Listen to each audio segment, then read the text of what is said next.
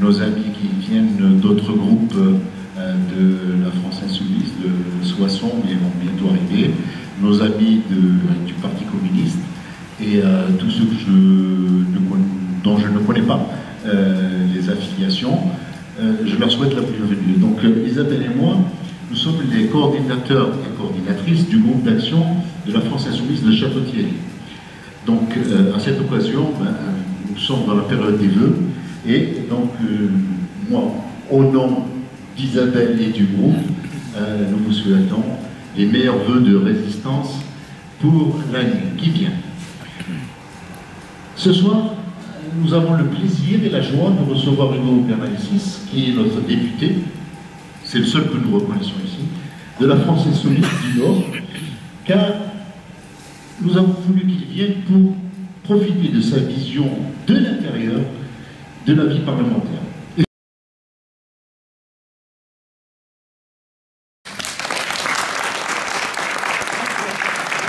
te remercie, Omar. Bonsoir à toutes et à tous. Notre groupe est très heureux d'accueillir Hugo ce soir. Alors, tu es député de la 2e circonscription du Nord.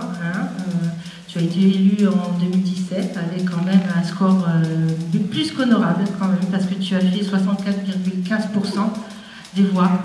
Je crois que tu te places comme étant voilà,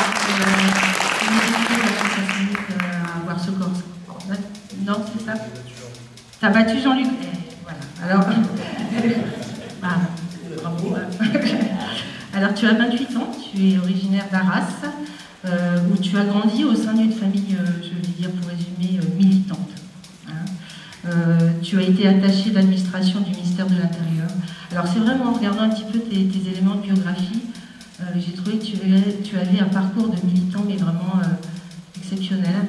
Je vais en parler un petit peu. Mais déjà, je vais quand même préciser qu'après une licence d'histoire à l'université de Lille, tu as mené justement de front une activité étudiante, syndicale et politique. Je veux dire, tu as passé avec succès également le concours de l'Institut régional d'administration pour te diriger vers la profession d'attaché d'administration d'État. Alors, tes activités militantes ont commencé dès le lycée. Alors, si vraiment je me trompe, voilà. Dès le lycée, alors en 2005, alors tu devais avoir, je sais pas, 15-16 ans. Tu as 28 ans, donc je peux me permettre de faire référence à ces années-là.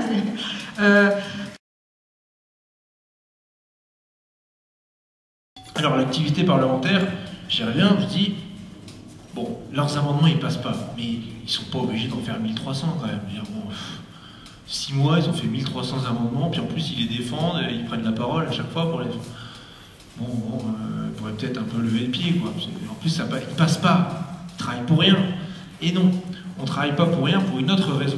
C'est qu'à chaque fois qu'on produit de la matière législative, on s'oblige à chaque fois à revenir vers le programme L'Avenir en commun et à se dire comment je le transcris concrètement en proposition de loi. Alors, c'est des morceaux de propositions de loi, des amendements. Ce n'est pas des propositions de loi en entier. Mais c'est ça qui vient consolider notre réflexion collective. Et comment on rédige ces amendements?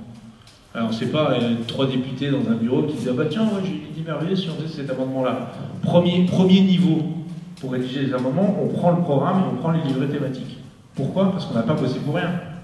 Ça aurait quand même été dommage qu'on ait produit 41 livrets thématiques, un programme qui fait plusieurs dizaines de pages et qu'à la fin on ne l'utilise pas. Donc notre matière première c'est d'abord celle-là. Et ensuite on va solliciter comme un groupe parlementaire qui se respecte, j'allais dire comme tout groupe parlementaire qui se respecte, mais non parce que tous ne le font pas, on va solliciter l'avis de ceux qui savent, en tout cas de ceux qui sont concernés, les associations, les syndicats, des personnalités parfois. Et surtout on retourne voir les responsables des livrets. Parce que les responsables des 41 livrets, ils existent toujours. Ils ne sont pas rentrés se coucher à la maison, ça reste des militants, des gens actifs. Et du coup, derrière eux, ils ont aussi agrégé tout un tas de compétences, de savoir-faire et de personnes qu'on mobilise. Et nous, on est à chaque fois surpris parce que l'activité législative, vous avez vu, il y a des textes, mais il en pleut des textes. Tous les jours, il y a un nouveau texte de loi, une nouvelle actualité. Là, j'en ai la semaine prochaine, il y en a 3 en parallèle au moins. Plus que ça, parce qu'en plus il y a les niches parlementaires, j'y reviendrai après.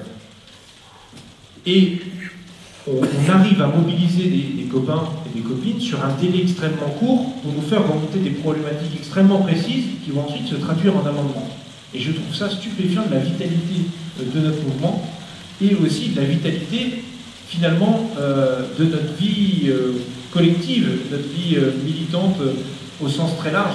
Parce que s'il y a un signal qui est extrêmement intéressant dans la période, c'est le fait que quand on invite les syndicats, les associations à se mettre autour de la table pour discuter d'un projet de loi, connaître leur avis, eh bien ils viennent.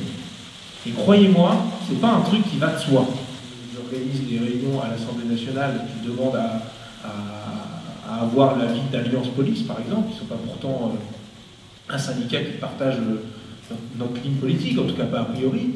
Ils acceptent, ils viennent, on débat, on ne tombe pas d'accord, mais ils viennent parce qu'on est reconnu, ils savent que au moins à la France Insoumise, on a une idée de quelque chose. Et ça, c'est stupéfiant dans la période. C'est que les gens nous reconnaissent, la masse des gens, des syndicats, des associations, même s'ils ne sont pas d'accord avec nous, ils nous reconnaissent qu'on a une logique, on a des idées, et on a une construction idéologique qui fait qu'on a notre crédibilité, notre propre crédibilité.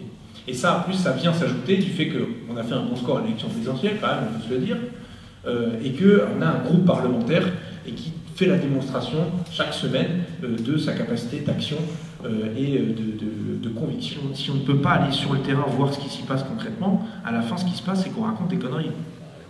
C'est tout ce qui se passe.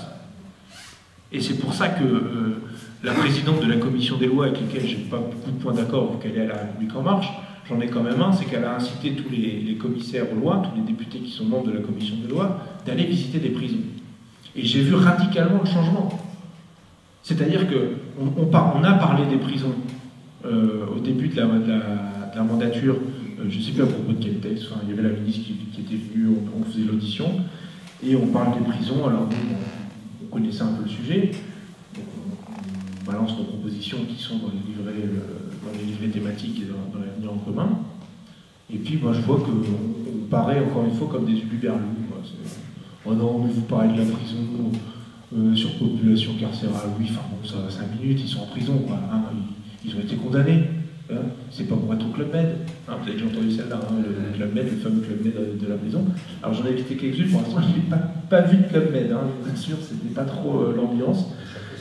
Ouais, le château et voilà. Mais ils sont tous allés visiter les prisons. Le discours a radicalement changé. Au moins, ils ne racontent plus des conneries plus grosses qu'eux-mêmes, en disant oui, non, mais vous en faites trop à la France Insoumise. Et finalement, on voit qu'ils sont en train de douter un petit peu. Alors, est-ce que ça va se traduire par des votes différents? Je ne prends plus les paris. Au début, je les prenais, mais là, je ne les prends plus.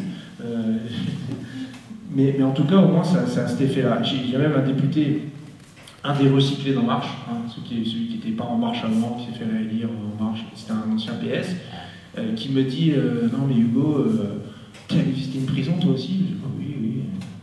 Alors t'as trouvé ça comment? Puis il dit tu sais, moi c'est la première fois que j'allais en prison. Donc au début moi je ne le connaissais pas plus que ça ce monsieur, donc j'ai échangé avec lui. Et il me dit parce que dans la précédente mandature, alors je comprends qu'il était élu député des 5 ans qui venaient de se terminer, il dit je ne suis jamais allé en fait. Et là, je me dis, mais il y a quand même eu des textes sur la justice et sur le sens de la peine pendant le quinquennat de François Hollande. Christine Taubira, elle a quand même fait quelques textes qui ont été en plus assez contestés par un certain nombre de syndicats, etc. C'était pas un petit sujet. Il me dit, bah non, voilà. Pourtant, aller en prison, c'est pas compliqué, hein. Il y en a dans tous les départements. Et vous voyez finalement que l'activité parlementaire, et je vais peut-être terminer par là, c'est hyper intéressant parce qu'on touche à tous les domaines, on fait des amendements, on se met en avant, mais ce qui est le plus intéressant, c'est de partager aussi ce qu'on fait. Parce qu'en réalité, c'est pas à l'Assemblée nationale que ça se passe. Moi, je vous le dis, peut-être un scoop, donc je ne pense pas que ce soit totalement un scoop, mais c'est pas à l'Assemblée nationale que ça se passe. C'est même pas dans la tête des ministres que ça se passe. La politique et nos textes de loi qu'on vote et les lois qu'on vote, elles sont faites à 2 endroits, au cabinet du président de la République et dans les cabinets des ministres. Et un conseiller ministériel, dans un cabinet ministériel, a sans doute plus de pouvoir qu'un député pour agir concrètement sur la loi. C'est ça aujourd'hui l'état dramatique de notre démocratie. Et c'est même un député des Républicains qui me l'a dit tranquillement, il m'a dit « Hugo, tu sais, moi j'aime bien député, mais quand même j'étais vachement plus utile quand j'étais au cabinet du ministre avant. » Je lui dis voilà. Donc voilà, s'il fallait une raison pour faire une 6e République, on voit déjà une bonne, c'est que nous ne sommes plus réellement dans un régime dit parlementaire. Ça fait bien longtemps que ce régime parlementaire est squeezé par un exécutif qui prend beaucoup trop de place et des technocrates qui prennent beaucoup trop de place. Et dans les cabinets aujourd'hui, cabinet de Pénicaud, vous savez, c'est des anciens du MEDEF, il y en a un qui est un ancien syndicaliste qui a retourné sa veste, donc voilà, quelques personnalités comme ça, des anciens DRH de grandes boîtes, elle-même étant une DRH de grande boîte. C'est un petit monde aujourd'hui qui dirige le pays, ce phénomène d'oligarchie qu'on a décrit à de multiples reprises, et que là, moi, je dis concrètement en direct live à l'Assemblée.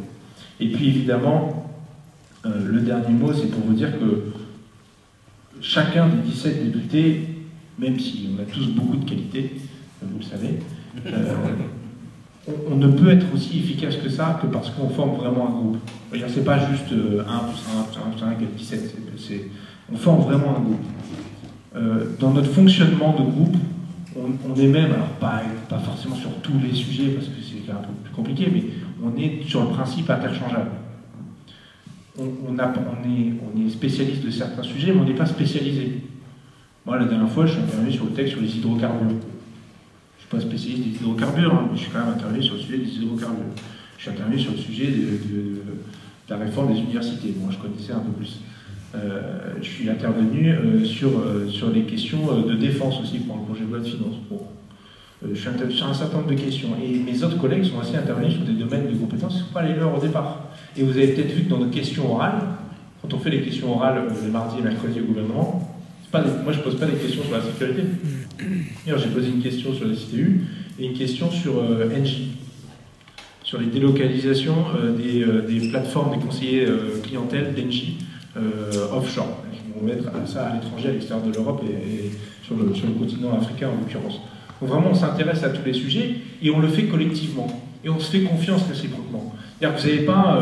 tout passe pas sous le contrôle de je sais pas qui ou d'un Jean-Luc Mélenchon suprême ou je sais pas quoi. On se fait confiance. Alors des fois, bon, il y en a qui étaient un peu un mot de trop, ou c'était bon, on recalibre de l'autre sens, c'est pas grave, mais disons qu'on le fait avec envie et panache, et c'est ça qui fonctionne, qui fait qu'on peut être aussi visible et aussi efficace. Et puis aussi parce qu'on a, et ça, il faut le dire, des attachés parlementaires, que ce soit au groupe parlementaire ou auprès de nous, qui sont des perles, qui en bavent au moins autant que les députés, et tout ça ne serait pas possible s'ils n'étaient pas là à nos côtés.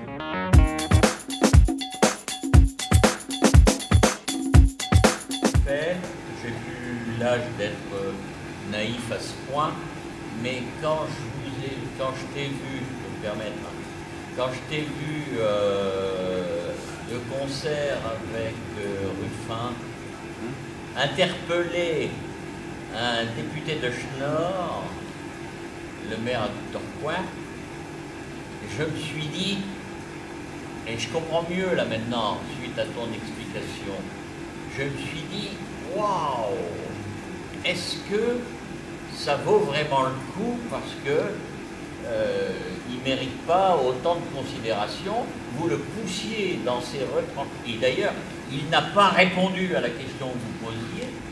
Alors, je comprends mieux aujourd'hui en t'écoutant l'intention stratégico-politique qui est la vôtre de faire en sorte que le ronron républicain ne résonne pas de façon habituelle et traditionnelle. Mais c'est un vrai enjeu, c'est aussi ça qui a motivé